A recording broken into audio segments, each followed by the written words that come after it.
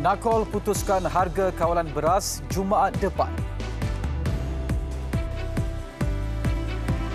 Hospital Nasir kini jadi pangkalan tentera Israel.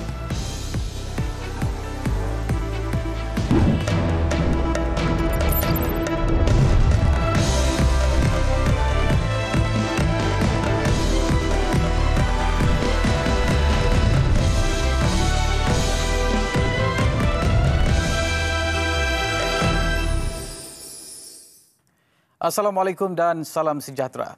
Isu harga kawalan beras menjadi antara agenda utama mesyuarat jawatankuasa pemantauan pelaksanaan Majlis Tindakan Sara Hidup Nakol Jumaat depan yang akan dipengerusikan Perdana Menteri Datuk Seri Anwar Ibrahim. Perkara itu disahkan Menteri Perdagangan Dalam Negeri dan Kos Sara Hidup Datuk Amizan Muhammad Ali selepas mendapat pengesahan mengenainya dari Kementerian Pertanian dan Keterjaminan Makanan. Dan hari ini saya ingin mengesahkan bahawa mesyuarat khas Majlis Tindakan Sara Hidup Negara akan berlangsung pada hari Jumaat 23 Februari 2024 dan akan dipengerusikan oleh Yang Amat Berhormat Perdana Menteri. Katanya sejak Akta Kawalan Padi dan Beras 1994, Akta 522 berkuat kuasa, kawal selia padi dan beras termasuk berkaitan hala tuju bekalan dan harga terletak di bawah Kementerian Pertanian dan Keterjaminan Makanan KPKM. Sebarang perubahan melibatkan dasar dan program kerajaan terkait industri padi dan beras di bawah tanggungjawab menteri berkenaan sejajar perintah dikeluarkan di bawah Akta Fungsi-Fungsi Menteri 1969. Jumaat lalu, Perdana Menteri Datuk Seri Anwar berkata mesyuarat yang sepatutnya bersidang lebih awal ditangguhkan ke minggu depan bagi memasukkan perkara yang lebih mendesak seperti harga kawalan beras.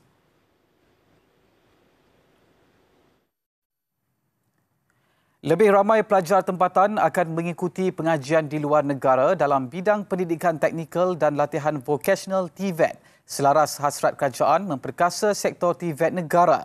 Timbalan Perdana Menteri Datuk Seri Ahmad Zahid Hamidi berkata, transformasi bakal dilakukan kerajaan dalam bidang TVET selain bagi mengubah persepsi masyarakat mereka yang mengikuti pengajian itu adalah dalam kalangan pelajar tercicir dalam akademik. Datuk Seri Ahmad Zahid yang juga pengerusi jawatankuasa Majlis TVET Negara berkata, kerajaan turut mempertimbang menambah allowance sara hidup pelajar yang akan melanjutkan pengajian dalam bidang itu di luar negara termasuk Jepun. Bagi memperkasa sektor TVET negara, Datuk Seri Ahmad Zahid yang kini dalam rangka lawatan kerja 7 hari ke Jepun berkata, kerajaan berhasrat mentransformasi Universiti Kuala Lumpur UniKL sebagai universiti TVET utama di negara ini.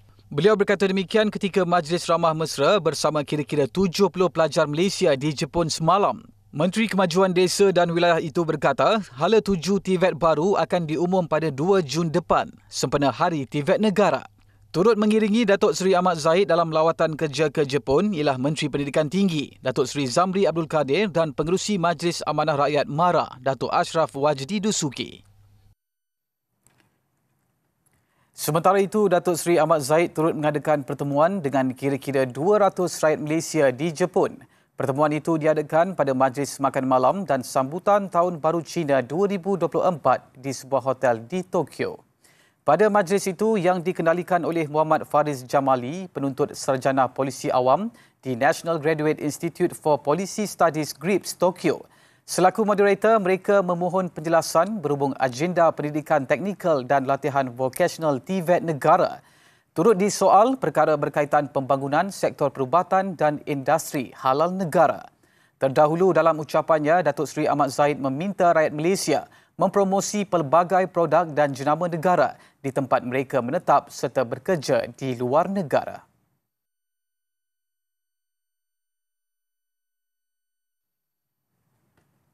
Sultan Perak Sultan Nazrin Shah berkenan berangkat ke Majlis Sambutan Tahun Baru Cina 2024 peringkat negeri di Dataran Warisan Taiping semalam. Keberangkatan tiba baginda diiringi Raja Permaisuri Perak Tuanku Zara Salim. Turut hadir Menteri Besar Perak Datuk Seri Syahrani Muhammad dan isteri Datin Seri Aizaz Zubin. Pada sambutan itu, Sultan Nazrin dan Tuanku Zara turut berkenan menggaul Yi Sang sebagai simbolik sambutan perayaan berkenaan. Majlis dihadiri kira-kira 5,000 tetamu terdiri daripada masyarakat berbilang kaum. Hadirin turut dihiburkan dengan pelbagai persembahan antaranya tarian siga, tarian naga dan pukulan gendang serta tarian kipas.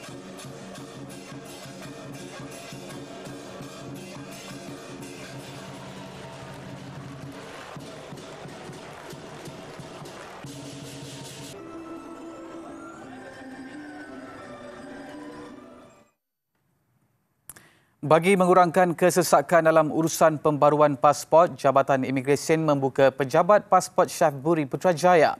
Majlis perasmian pembukaan cawangan baru itu akan disempurnakan Menteri Dalam Negeri, Datuk Seri Saifuddin Nasution Ismail. Untuk perinciannya, kita bersama Wan Zarul Azri, Wan Muhammad Sudin di lokasi. Wan Zarul, teruskan dengan laporan anda. Terima kasih Hilmi. Di Sri Pentas pembukaan Pejabat Pasport Syafburi Putrajaya ini, satu lagi berita gembira buat komuniti yang tinggal berdekatan di sekitar pusat pentadbiran kerajaan persekutuan, terutama di Serdang, Ceras, Sungai Besi, Cyberjaya dan juga Dengkil. Bukan sahaja berupaya mengurangkan kesesakan waktu puncak yang sering berlaku di Ibu Pejabat Jabatan Imigresen di Putrajaya, tetapi bagi pelanggan, ia mampu menjimatkan masa, kos dan tidak lagi perlu beratur lama untuk mendapatkan perkhidmatan pembaharuan pasport antarabangsa. Dan untuk makluman, Pejabat Pasport Syafburi Putrajaya ini terletak di L209 Aras 2 Sky Funnel Zone, Menara Syafburi Putrajaya, Jalan Alamanda, Persin 1.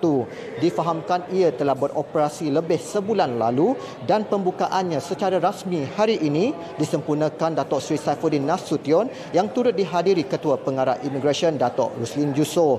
Apa yang boleh saya kongsikan juga, Pejabat Pasport ini menyediakan perkhidmatan pembaharuan pasport Malaysia antarabangsa secara dalam talian, My Online Pasport sepenuhnya, serta kutipan pasport bagi permohonan yang telah diluluskan.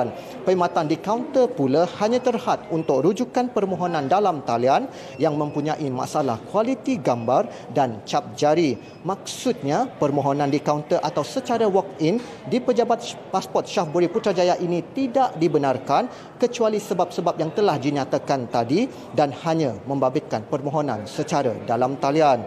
Bagaimanapun untuk semua jenis permohonan di kaunter atau secara walk-in, pelanggan masih boleh berbuat demikian di Pejabat Pasport Menara Ikhlas di Ibu Pejabat Jabatan Imigresen. Itu sahaja yang boleh saya kongsikan langsung dari Putrajaya ini. Kita kembali bersama dengan Hilmi di Sri Pentas. Silakan. Baik, terima kasih Wan Zairul atas laporan itu tadi. Cuaca panas dan kering khususnya di Kedah dilihat tidak memberi kesan terhadap tanaman padi. Kenyataan Lembaga Kemajuan Pertanian Muda MADA memaklumkan prestasi kemajuan tanaman padi bagi musim kedua tahun lalu sehingga kini mencapai 99.3%, melibatkan kawasan seluas lebih 100 hektar. Jumlah takungan ketiga-tiga empangan juga berada pada paras selesa dan mencukupi bagi menampung keperluan sumber air pengairan untuk tanaman padi. Takungan air di empangan Pedu berada pada paras 71.71%, empangan Muda 72.80% dan empangan Ahning 93.96%. MADA turut memaklumkan jumlah hujan di kawasan MADA merekodkan bacaan lebih rendah iaitu 12 mm berbanding purata hujan selama 20 tahun iaitu 47 mm. Bagaimanapun ia tidak akan menjejaskan aktiviti tanaman padi musim ini yang dijangka selesai akhir bulan depan.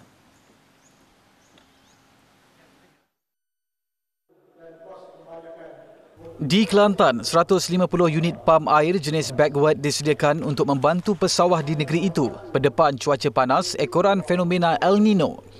Langkah itu diambil Lembaga Kemajuan Pertanian Kemubu Kedah sebagai persediaan mengairi kawasan bendang milik pesawah yang terjejas. Pembelian pam tambahan berkenaan melibatkan kos RM200,000. Kami dah bincang petani. Kita tu baru ni dia ditupak ni. Dia petani macam mana penyusunan jadual dan sebagainya kita bincang. Kita harap untuk akan datang ni benda-benda ni dah kita akan dapat selesaikan dan boleh memberikan mudahlah kepada petani untuk depan akan datang nanti. Beliau berkata demikian selepas Majlis Amanat Tahun Baru Pengerusi Kedah bersama warga Kedah di Kota Baru. Katanya, Kementerian Pertanian dan Keterjaminan Makanan juga meluluskan peruntukan RM500,000 untuk pembinaan telaga tiup. Ketiadaan sistem pengairan yang sistematik dikenal pasti antara punca prestasi hasil pengeluaran padi yang rendah di negeri itu. Jabatan Wilayah Persekutuan JWP meluluskan peruntukan RM520,000 bagi menangani isu komuniti dan hakisan pantai di Pulau Bebas Cukai itu. Menteri di Jabatan Perdana Menteri Wilayah Persekutuan, Dr. Zaliha Mustafa berkata, RM200,000 telah diperuntuk bagi pembinaan dinding penahan bagi menyelesaikan isu hakisan pantai berhampiran gerai makanan di Kampung Tanjung Aru Nelayan. Katanya, masalah itu telah dikenal pasti menerusi kajian hakisan pantai negara NCES yang dikenalikan Jabatan Pengairan dan Saliran pada 2015. Isu itu telah menyebabkan hakisan sepanjang 1 kilometer sehingga menjejaskan tanah milik penduduk yang tinggal berdekatan kawasan pantai. JWP turut meluluskan peruntukan RM270,000 kepada 27 jawatan kuasa pembangunan dan keselamatan kampung JPKK di Labuan bagi menangani pelbagai isu berkaitan kampung serta pentadbiran. Manakala RM50,000 diperuntuk bagi membantu 50 petani tempatan yang terlibat dalam projek pertanian bandar di kampung layang-layangan. Seorang peniaga dikuatiri lemas di Pantai Baru Buruk di Kuala Terengganu setelah ditarik arus dan ombak besar.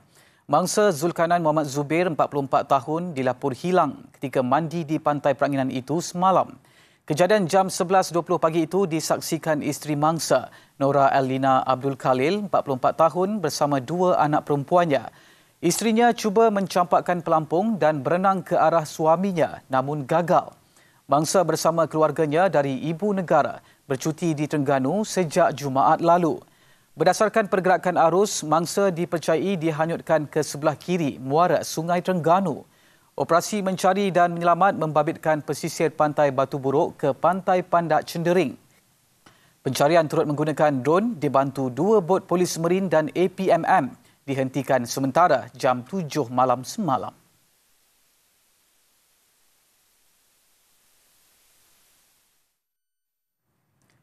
Sepasang warga emas mendakwa hilang punca pendapatan sejak 10 hari lalu apabila sekumpulan gajah berkeliaran di kawasan kebun getah mereka di Kampung Limau Kasturi di Gua Musang, Kelantan. Penduduk turut bimbang untuk ke kebun bersendirian berikutan gajah liar berkenaan memusnahkan tanaman. Menurut Aziza Osman, 60 tahun, dia hanya bergantung kepada sumber pendapatan dari kebun getah yang menjana RM900 sebulan untuk menyara keluarga. Suaminya Razak Musa, 60 tahun, tidak bekerja berikutan diserang penyakit Parkinson sejak tahun lalu. Noreh lah ni tak boleh nak noreh. Dah berkali mungkin 10 hari dah tak boleh nak noreh, takut ke gajah. Kalau 10 hari tak boleh kerja. Tak boleh nak buat kerja lah. 10 hari ni. Orang royak lah ada gajah. Pak makcik pergi tengok juga tak gajah terpada. Tepi jalan tu.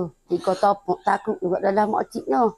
Bagi pemilik kebun sawit, Cik Daud Zakaria, dia berputih mata untuk menuai hasil sawit sekitar apabila anak sawitnya itu musnah dirosakkan gajah liar. Kalau kita mitoknya, kerajaan kau gapo pihak berkuasa tu minta tolong marilah tengok gajah ni. Sebab kita takut. Dah orang nak pergi noreh, orang nak ambil sawit, susah berlaku. Sementara itu, Pengarah Perhilitan Kelantan, Muhammad Hafid Rohani berkata, pihaknya menerima aduan mengenai ancaman haiwan berkenaan. Anggotanya telah dikerah ke kawasan berkenaan untuk melakukan pemantauan. Beliau turut meminta penduduk keluar bekerja secara berkumpulan. Sekiranya terserempak dengan gajah, penduduk perlu segera menjarakkan diri, bersembunyi serta mengelakkan daripada melakukan sebarang provokasi terhadap haiwan itu. Skim pelindungan sediman akan ditambah baik bagi melindungi serta meningkatkan kebajikan golongan itu dan ahli keluarga mereka. Menerusi catatan di Facebook, Menteri Komunikasi Fahmi Fazil memaklumkan usaha itu perlu dilakukan memandangkan seniman banyak berjasa kepada negara. Dalam hantaran sama, Fahmi turut berkongsi kisah kunjungannya ke rumah Allahyarham Man Kadir Samsi atau lebih dikenali sebagai Pak Jabir di Temeloh sempena lawatan rasminya ke Kuantan Pahang baru-baru ini.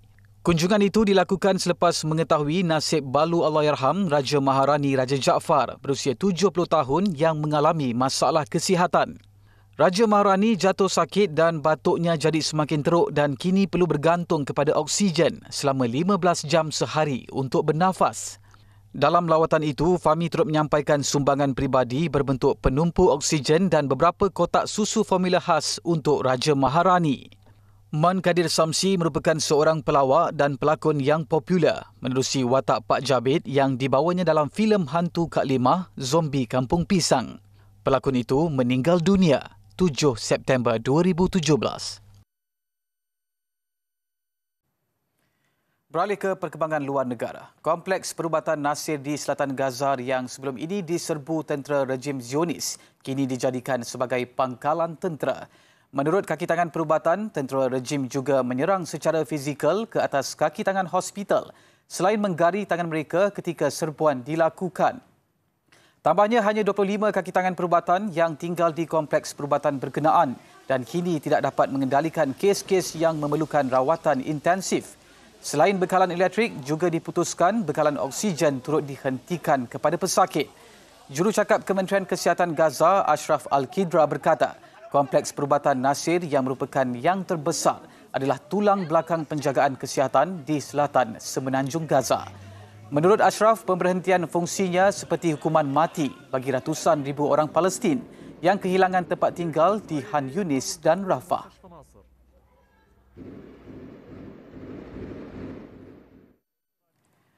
Tidak sedar diri atau tidak tahu malu. Meskipun didesak dan dinafikan rakyat, Perdana Menteri Israel Benjamin Netanyahu menolak untuk mengadakan pilihan raya lebih awal.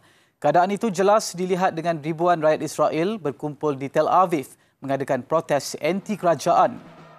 Populariti Netanyahu menjunam teruk dalam tinjauan pendapat sejak tercetusnya perang yang dahsyat di Gaza 7 Oktober lalu, terutama berhubung kegagalan menyelesaikan isu tembusan Israel. Protes anti-kerajaan terus menggegar Israel sepanjang 2023, namun reda seketika apabila konflik peperangan tercetus, namun kini kembali memuncak berikutan keganasan di wilayah itu berterusan dengan kesan buruk terhadap penduduk Israel dan Palestin. Rata-rata penunjuk perasaan berpendapat kerajaan sedia ada telah diberi kesempatan namun merosakkan segala-galanya. Netanyahu ketika ditanya sama ada akan mengadakan pilihan raya awal itu tidak menjadi keutamaan buat masa ini.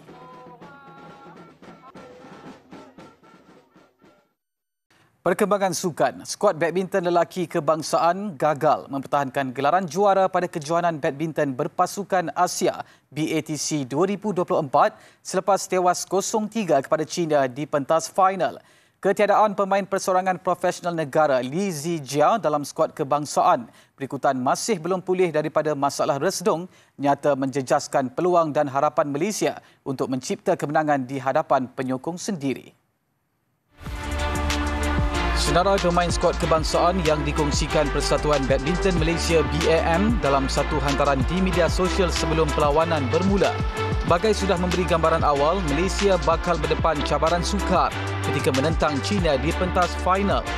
Ketiadaan Li Zijia bukan sahaja memaksa barisan kejurulatihan meletakkan Leong Junhao sebagai perseorangan pertama, tetapi pemain beregu Haikal Nazri juga diturunkan sebagai perseorangan ketiga. Junhao yang pada mulanya tidak disenaraikan dalam skuad BATC kali ini bagaimanapun cuba memberi tentangan sengit berdepan Wang Hongyang. Tetapi semangat dan usaha kejar mengejar mata yang ditampilkan pemain berusia 24 tahun itu belum cukup untuk menghalang China mendapatkan kemenangan pertama selepas tewas 19-21, 17-21. Lebih perit, ini kekalahan pertama Junhao dalam dua pertemuan menentang Hongyang setakat ini. Tetap prepare saja sebab saya memang tahu saya belum main hari ini, so tak kira yang mana, so saya prepare walaupun saya terkejut tiba-tiba dapat yang perlu main first kan. Ya. Juga mengalami kekalahan adalah beregu utama negara Aaron Chia So Wo Yik. Tewas set pertama 16-21, Aaron Wo Yik berjaya bangkit memenangi set kedua 21-16.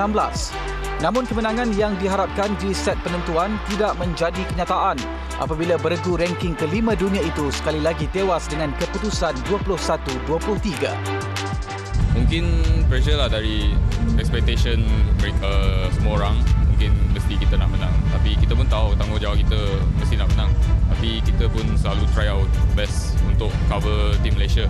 So, I think nothing to say today. Kita sudah bagi yang all out. Mungkin juga di crucial point kita betul-betul tak adalah. Ketinggalan 0-2, harapan disandarkan kepada persorangan kedua Eugene Yu Yon untuk merapatkan jurang. Pemain yang baru diserapkan ke dalam skuad senior kebangsaan itu bagaimanapun gagal menghadiahkan mata seperti yang diharapkan apabila tewas red set kepada Li Lanxi 10-21, 14-21 sekaligus menobatkan China selaku juara BATC 2024. Untuk rekod ini kali pertama China menjuarai kejohanan ini. Dalam pada itu, India muncul juara kategori wanita pada kejohanan badminton berpasukan Asia BATC 2024 selepas menewaskan Thailand 3-2 di pentas final. Apa yang menarik, pemain muda berusia 17 tahun, Anmol Kap, sekali lagi muncul wira apabila menghadiahkan mata kemenangan buat India. India dan Thailand turun beraksi pada aksi final bagi memburu kejuaraan sulung di pentas BATC. Bagaimanapun India nyata lebih garang di awal saingan apabila mendahului 2-0. Mata pertama India disumbangkan oleh Pusala V. Sindhu selepas menewaskan Supanida Katehong dalam aksi straight set 21-12, 21-12. Beregu Teresa Jolie Gayatri Gopichan kemudiannya menghadiahkan mata kedua buat India apabila menundukkan Jongkolpan Kiti Karakul Rawinda Prajongjai dengan keputusan 21-16, 18-21, 21-16. Hasrat India untuk menoktakan kemenangan lebih awal bagaimanapun disekat persorangan kedua Thailand, Busanan Ong Bak Rumpan. Sekalipun pernah tunduk dalam pertemuan sulung menentang Ashmita Chaliha pada terbuka Singapura 2 tahun lalu, Busanan berjaya merapatkan kedudukan 2-1 selepas melakar kemenangan 21-11, 21-14. Satu mata itu nyata menyuntik semangat Thailand untuk terus melakukan kebangkitan. Dan kesempatan itu digunakan beregu kedua yang juga pasangan adik-beradik Benyapa Ansat Nuntakan Ansat untuk menyamakan kedudukan selepas mengatasi cabaran pria Konjembang Shruti Mishra 21-11, 21-9. Dengan keputusan yang kembali seimbang itu, perebutan juara kini terarah kepada persorangan ketiga di antara Anmol Kap menentang Pornpicha Choi Ki Wong. Kedua-dua pemain tidak pernah bertemu sebelum ini dan sekalipun menghuni ranking ke-472 dunia berbanding lawannya ranking ke-45 dunia. Anmol yang baru berusia 17 tahun itu sekali lagi mencipta sensasi pada edisi kali ini apabila cemerlang menghadiahkan mata kemenangan buat India selepas melakar keputusan 21-14, 21-19. Kejayaan ini menyaksikan India merangkul gelaran juara buat kali pertama di BATC selepas 5 penampilan sejak edisi pertama pada 2016.